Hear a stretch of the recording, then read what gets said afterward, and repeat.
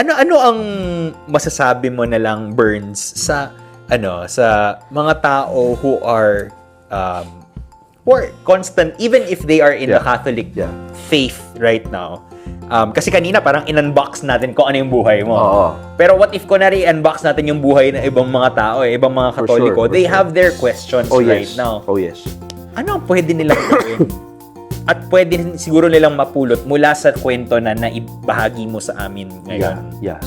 I think sa ating mga tagapakinig, number one, I just recently published in my YouTube channel a video that exactly, yan yung topic. No? Ang thumbnail, nakalagay sa thumbnail ng video is, so ayaw mo nang maging Katoliko.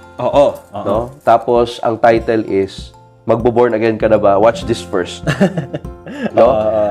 Nasa bingit na eh. Nasa bingit ka na ng... Kasi gano'n ang nangyari sa akin, di ba? Umalis ako ng simbahan. So, I will summarize here yung sinabi ko doon sa video, but you can watch the video in the Unboxing Catholicism Pakipanood yung YouTube video channel. Siguro, ang sabi ko doon una is, kung maghinay-hinay ka lang, no? List down first your questions and objections. Ang hirap kasi, Romar, kung nasa utak lang natin lahat. Yes. Hindi siya organized, overwhelming siya. Kung ililista mo yung mga tanong mo sa faith, unti-unti, no? That's number one. Number two is, nalista mo na, i-categorize mo yung mga objections mo. Ito bang tanong ko ay tungkol sa doktrina? Ito ba ay tungkol sa morality? No? Ito ba ay tungkol sa bagay na pwedeng magbago kung magpalit ako ng parish? Ano ibig sabihin nun?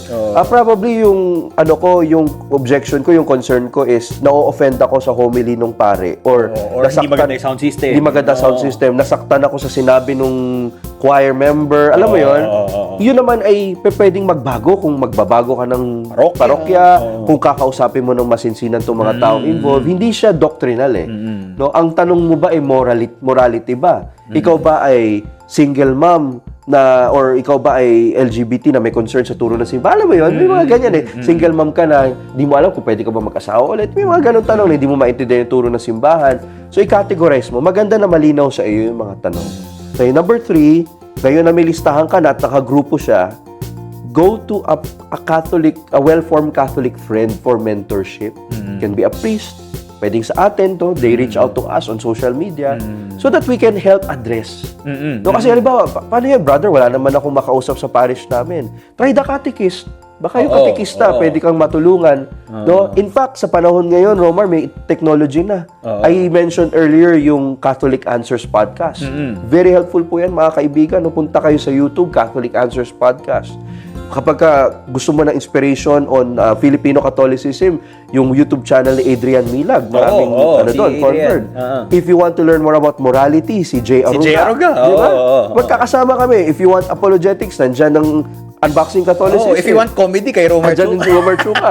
Kailangan mong tumawa habang nag-aaral. Hindi pwedeng puro deep theology without comedy. So, mahalaga na balance yung ating formation. And I would like to encourage na tayo, we are part of community of content creators and Catholic influencers.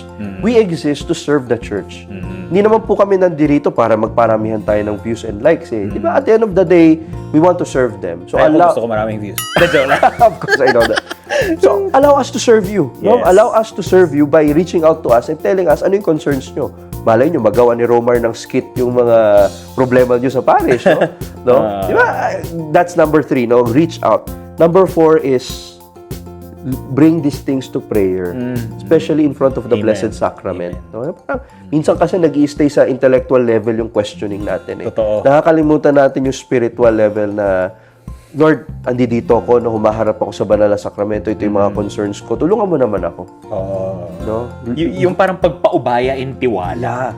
Go to Mama Mary. Tell Mama Mary, kung naririnig mo ako, linawin mo sa akin. Katulad ng sinabi ko, di ba? Diba? Ito, number 5, actually number 5 dapat yung prayer. Pero yung number 4, or pwedeng number 5 na lang is 4.5.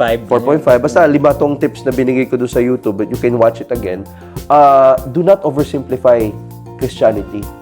It's a real temptation. Marami nagsasabi, kailangan mo lang naman ng relasyon kay Kristo. Nalinaw na natin kanina yan. Yung oversimplified Catholicism or oversimplified Christianity, we should really avoid that, hate that, and campaign against it. We should not give a dumbed-down version of our faith. Huwag nating padaliin yung pananampalataya sa paraang tinatanggal natin yung katotohanan ng tinuturo ng simbahan. Pwede nating padaliin yung pagpapaliwanag, Yes. yung transmission, pero yung babawasan yung tinuturo, wag nating gawin yan. Kaya mga kapatid, kapag may nagsabi sa yung pag ikaw ay naligtas, ay ligtas ka na, if it's too good to be true, definitely it is too good to be true. Pag-aralan natin, pag sinabing hindi mahalaga ang relihiyon, mahalaga ay yung relasyon mo kay Kristo, let's take that with a grain of salt. Pag-aralan natin, tama ba yung sinasabi?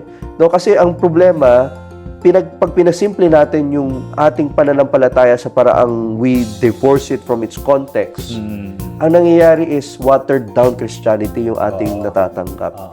And that's not what the Lord died for. Hindi ho namatay si Kristo para sa hindi kompletong versyon ng pananampalataya, no? Kaya nariyan ang simbahan. Word Catholic means universal. Yes. It also means the whole truth. Kataholos, yung kabuuan. Kaya wag po nating tanggalin yung kabuuan. Pilitin ho nating unawain. At mauunawaan ho natin yan kung tayo mapagkumbaba, kung tayo matyaga, kung tayo may pagmamahal. Parang ganito lang yan eh. Catch the full interview on our social media page, Limang Siglo on YouTube. If you're listening on the go, stream it now on Spotify.